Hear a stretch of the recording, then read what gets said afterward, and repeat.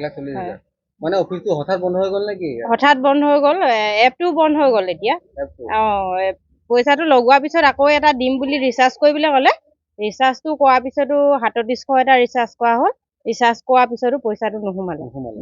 গাঁৱৰ কিমান মানুহ গৈছে? বহুতৰ গৈছে। আমাৰ কাঠৰবাৰী গাঁৱৰ 99% মানুহৰ গৈছে। 99% মানুহ। আৰু কিছুমানে 10 লাখলৈকে লগাইছে বহুত মানুহ। সিহঁতৰো গৈছে।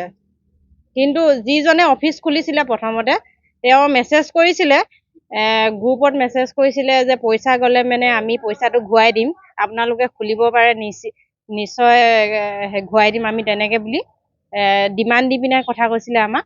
তেতিয়া আমাৰ সেইকাৰণে খোলা হৈছিলে। তাৰপিছত খোলা পিছদিনাখনিৰ পৰা আমাৰ বন্ধ হৈ থাকিলে। প্ৰথম খুলিছিলো আমি।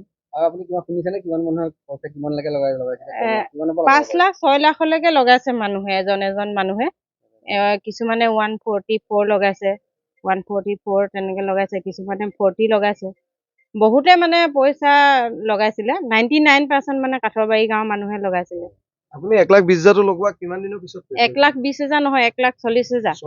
আমাৰ যিদিনাখনি 1,40,000 লগোৱা হৈছে সেইদিনাখনিৰ পৰা আমাৰ ৰিচাৰ্জো সোমোৱা নাই, মানে পইচাটো সোমোৱা নাই। যিটো কমিশ্যন দিম বুলি কৈছিলে সেইদিনাখনিৰ পৰা সোমোৱা নাই। এই এপটো অনাৰ মূল আঁৰৰ ব্যক্তিজন চিনি পায় নেকি? চিনি পাওঁ এতিয়া।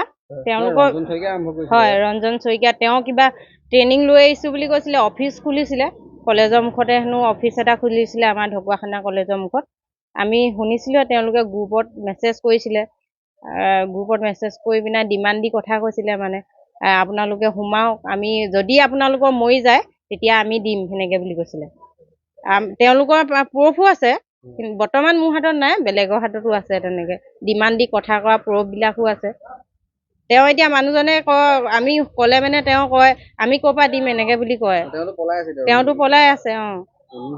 পলাই আছে।